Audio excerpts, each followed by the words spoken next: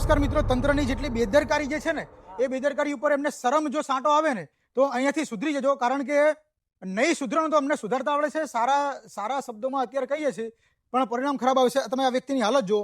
અહીંયા માંડલથી જે છે વિજવાડા જવાનો એક માર્ગ છે, બરાબર છે, અને ત્યાં કામ ચાલુ છે, નાળા નાખવાનું કામ ચાલુ છે, બરાબર ને. અને ત્યાં ડાયવર્ઝન એટલી ખરાબ બધા આપ્યું છે એન્જિનિયરને તો ડૂબી મરવું જોઈએ પાણીના અંદર. તમે કઈ સ્કૂલમાં ભણ્યો છો ને કઈ કોલેજમાં ભણ્યા છીએ? અમે પણ એન્જિનિયર છીએ, પણ અમને ખબર પડે છે કે જ્યારે ડાયવર્ઝન આપે ને તો ત્યાં એક સ્ટ્રીટ લાઇટ મૂકવી જોઈએ, પટ્ટી મૂકવી જોઈએ, રેડિયમ સ્ટીકરો લગાવવા જોઈએ કે વ્યક્તિ આવી રીતે ના પડે. આ વ્યક્તિની હાલત જો. શું નામ છે તમારું? સંજયભાઈ નામ છે. કયા ગામના છો? વિંજવાડા ગામના છે. એક્સિડન્ટના અંદર પડી ગયા છે અને એમની હાલત તમે જુઓ. હું તમને રસ્તો બતાવી દઉં જરા. આ બાજુ આવી જાઓ, આ બાજુ આવી જાઓ. આ રસ્તાની તમે હાલત જુઓ. અહીંથી અગર કોઈ બાઇક લઈને આવશે, આ ભાઈનું બાઇક અંદર પડ્યું છે, તમે જો. આવી રીતે ડાયવર્ઝન આપવાનું હોય. તમે જો અહીંયા આ ડાયવર્ઝન આપેલું છે ને અહીંયા કોઈ પણ પ્રકારનું બેરિયર નથી મૂકેલા. જો અહીંયા કોઈ પણ પ્રકારના બેરિયર નથી, કોઈ બોર્ડર નથી. આ રસ્તા ઉપર આ રસ્તો તમે જુઓ તો બોર્ડર નથી, બેરિયર નથી. કોઈ પણ વ્યક્તિ સીધો આવે ને આની અંદર ઘૂસી જાય અને વ્યક્તિ મરી જાય, કોઈના દીકરાઓ, કોઈનો ભાઈ, કોઈના પરિવારનું વ્યક્તિ મરે, તમારું શું થાય? તમારું શું તૂટી જવાનું? આ જે એન્જિનિયર જે છે, જે પણ કંપની હોય, તરત તાત્કાલિક બ્લેકલિસ્ટ કરવી જોઈએ અને અહીંયા એક બોર્ડર મારવી જોઈએ. તમે જુઓ, સીધો રસ્તો છે, માંડલથી આવવાનો અને વિંજવાડા જવાનો રસ્તો છે, અને અહીંયા વ્યક્તિ પડ્યો અને ગંભીર અત્યારે ક્રિટિકલ કન્ડિશન છે. બંને પગ તૂટી ગયા છે, હાથ મોં ઉપર વાગ્યું છે. બ્રેઇનમાં શું તકલીફ હશે ભાઈને શું ખબર. અમે 108 બોલાવી લીધી છે તાત્કાલિક એમને સારવાર માટે, પણ તમે જો અહીંથી એ વ્યક્તિ પડી જાય છે. આ ડાયવર્ઝન વાળો રસ્તો જરા બતાવો, કેવો રસ્તો બનાવ્યો છે આ લોકોએ. આ કેવો રસ્તો? આવો રસ્તો બનાવ્યો છે. તમે જો, આ રસ્તો માંડલથી સીધો રસ્તો આવે છે. હવે હું તમને કહું કે જ્યારે કોઈ પણ જગ્યાએ ડાયવર્ઝન અપાય ને અને કામગીરી ચાલુ થાય ને તો એ પેલા ગ્રામજનોને માહિતી આપવી પડે ને. અહીંયા તમે જુઓ કે થાંભલો છે ઓલરેડી, બરોબર છે, 11 kV લાઇટ જાય છે. ત્યાંથી એક સ્ટ્રીટ લાઇટ જરૂરથી મૂકવી જોઈએ. અહીંયા સ્ટ્રીટ લાઇટ નથી, અંધારું છે અને રસ્તામાં મોટો ખાડો આવે છે, ટ્રક પણ અંદર પડી જાય આની અંદર, ખબર ના રહી તો. અહીંયા આ થાંભલાનું શું કામ છે? અહીંયા આટલો મોટો થાંભલો છે તો અહીંયા સ્ટ્રીટ લાઇટ મૂકવી જોઈએ કે નહીં? અહીંયા જો 108 પણ આવી ગઈ છે. ભાઈને આપણે જે છે પેલા હોસ્પિટલ પહોંચાડીએ, પછી આપણે બધી વાત કરીએ. જે પણ કંપની છે, જે પણ કોન્ટ્રાક્ટર છે ને એને ડૂબી મરવું જોઈએ, કારણ કે આવી હાલત કોઈ વ્યક્તિની થાય છે. પેલા આપણે ભાઈને છે ને 108માં ચડાવી દઈએ કાકા, બરાબર? કોઈ એક મિત્ર આવી જાઓ ને તમે. ભાઈને પેલા આપણે જે છે એ હોસ્પિટલ પહોંચાડીએ ને પછી વાત કરીએ કે શું રોડની અંદર આ લોકો બેદરકારી તંત્રએ દાખવી છે.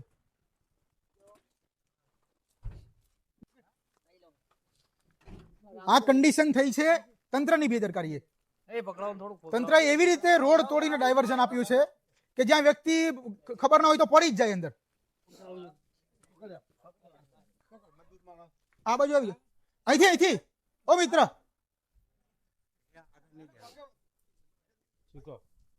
હવે સાહેબ આ જો કેવું ડાયવર્ઝન આપેલું આ લોકો રોડ. આવડો મોટો ખાડો પડ્યો, કોઈ પણ વ્યક્તિ અંધારામાં પડી જાય. અને અહીંયા સ્ટ્રીટ લાઇટ નથી. પહેલી વાત તો અહીંયા લાઇટ નથી. વિચાર કરો, કોઈ અંધારામાં જતો હોય એને ખબર જ ના પડે કે રોડ તૂટેલો છે, આગળ વ્યક્તિ મરી જાય તો.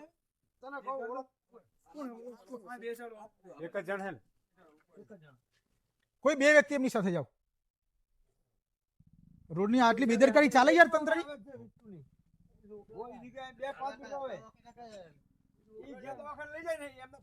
ના, હોસ્પિટલ આપણે CHC માં લઈ જજો. CHC માં એમને થોડું પ્રાથમિક સુવિધા મળે ને ત્યાં સુધી એમના પરિવારના લોકો આવી જશે.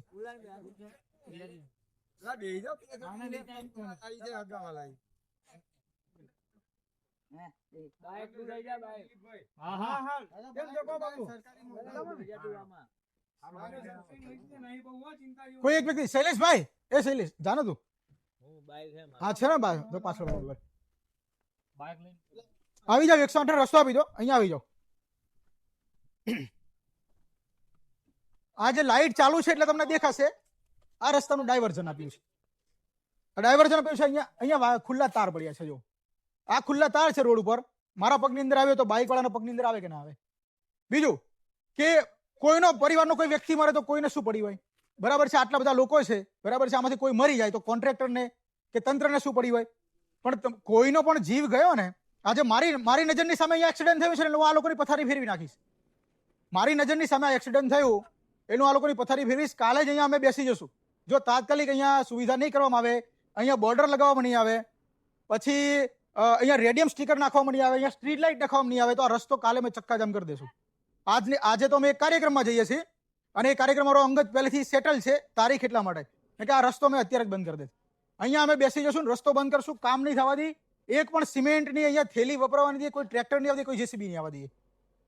કારણ કે તમારા પરિવારનો કોઈ વ્યક્તિ આવી રીતે પડે ને ત્યારે તમને ખબર પડે આ ગરીબ વ્યક્તિ છે, હવે પડી જાય હોસ્પિટલના અંદર 40-50 હજારનો ખર્ચો કેવી રીતે કરે એ વ્યક્તિ.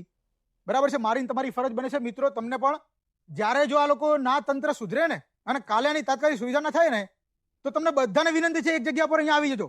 આ રોડને ચક્કાજામ કરીને બંધ કરી દેશું. આવી રીતે કામ ના થાય. આવી રીતે અમારો આવો વિકાસ નથી જોતો ભાઈ. કોઈ વ્યક્તિનો જીવ લઈને કોઈ વ્યક્તિ મરે ને અને જીવ ગુમાવે ને પછી અમારે વિકાસ નથી જોતો. વિકાસ અમારે એટલા માટે જોઈએ છે કે વ્યક્તિઓનું રક્ષણ વધે, એની સુવિધામાં વધારો થાય. એવું નહીં કે કોઈનો જીવ લઈ લે. એવા વિકાસની અમારે જરૂર નથી. બરાબર છે.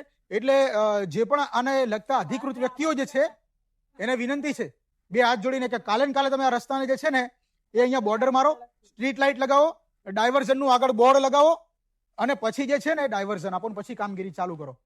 આજના દિવસ પૂરતા જવા દઈએ છીએ. કાલથી જો આ કામગીરી નહીં પૂર્ણ થાય તો અમે આંદોલન કરીશું, રસ્તા રોકો આંદોલન કરીશું, રસ્તા ચક્કાજામ કરીશું.